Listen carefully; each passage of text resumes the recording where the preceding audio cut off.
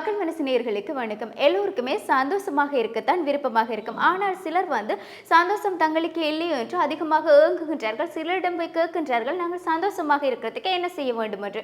அவர்களிடம் கேட்டு பிரயோசனம் இல்லை. உங்கள் கையில் தான் உங்களுடைய சந்தோஷம் இருக்கின்றது. இதற்கு ஒரு குட்டி உதாரணமா ஒரு சிறிய கதை ஒன்றை தான் கூறப்போகின்றேன். ஒரு ஊர்ல ஒரு குரு இருக்கின்றார். அவரிடம் நிறைய சீடர்கள் கல்வி கற்கின்றார்கள். அது மட்டுமல்லாது அந்த குரு நிறைய நல்ல விஷயங்களையும் அந்த சீடர்களுக்கு சொல்லிக் கொடுக்கின்றார். அதே போலதான் ஒரு நாள் அந்த குருவிட்ட சிஷியன் செல்கின்றான். சிஷியன் சென்று கேட்கின்றார், குருவே, நான் சந்தோஷமாக இருக்க வேண்டும், அதற்கு என்ன செய்ய வேண்டும் என்று கேட்கின்றார். அதற்கு குரு உடனடியாக சொல்லுகின்றார், நானும் நீயும் இப்பொழுது ஒரு தோட்டத்துக்கு செல்வோம், அங்கு சென்று கொஞ்ச நேரம் ஓய்வெடுப்போம் என்று கூறுகின்றார். அதனை கேட்ட சிஷியன் தான் மகிழ்ச்சியாக இருக்க வேண்டும் என்று சொன்னதுக்காக ஏன் இவர் இப்படி கூறுகின்றார் என்று எண்ணியவாறே அவருடன் நடந்து செல்கின்றார்.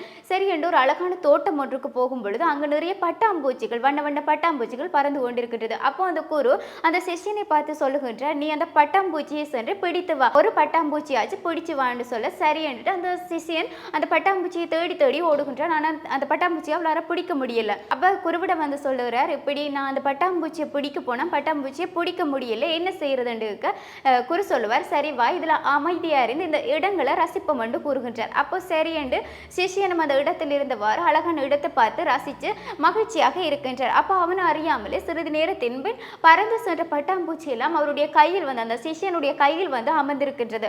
அப்போ அந்த சிஷியன் சொல்லுகின்றான், குருவே, நான் அந்த பட்டாம்பூச்சியை பிடிக்க போகும் பொழுது மட்டும் அந்த பட்டாம்பூச்சி என்னுடைய கையுக்கு சிக்கவே இல்லை, ஆனால் இப்பொழுது பாருங்கள் என்னை தேடியே அமர்ந்திருக்கின்றது என்று. இதை கேட்ட குரு உடனே சிரித்து கொண்டு கூறுகின்றார், நீ சந்தோஷத்தை தேடி போகாதே, சந்தோஷம் உன்னை தேடி வரும். நீ மற்றவர்களை எவ்வளவுக்கு காயப்படுத்தாமலும் அவர்களுடைய வாழ்க்கை அவர்களுடன் எவ்வளவுக்கு அன்பாக பழகுகின்றாயோ அதை பொறுத்து தான் உன்னுடைய சந்தோஷம் இருக்கின்றது. ஆகவே நீ ஒரு இடத்தில் நீ இருக்கும் இடத்தில் இருப்பவர்களை சந்தோஷமாகவும் மகிழ்ச்சியாகவும் வைத்திரு. அது மட்டுமல்லாது மகிழ்ச்சி உன்னை தேடி வரும் என்று குரு கூறுகின்றார். அதை கேட்ட சிஷியன் உடனே குருவிடம் நன்றி கூறிவிட்டு அந்த இடத்தில் இருந்து செல்கின்றார். அதன் பின் அந்த சீடன் தன்னுடைய வாழ்க்கையில் நின்றவாறே சந்தோஷத்தை பெற்றுக் கொள்கின்றான், தேடி தேடி அலையாமல். ஆகவே நாங்கள் இந்த கதையினூடாக அறிந்து கொள்ள வேண்டிய ஒரு விடயம் நாங்கள் சந்தோஷத்தை தேடி நாங்கள் போகக்கூடாது. நாங்கள் இருக்கின்ற இடத்தை சந்தோஷமாக ஆக்க வேண்டும் என்றால் அது எங்களுடைய எண்ணங்களில் தான் இருக்கின்றது என்பதை எல்லோருமே அறியக்கூடிய ஒரு விடயமாக இருக்கின்றது. இவ்வாறு மற்றும் ஒரு சுவாரஸ்யமான கதையோடு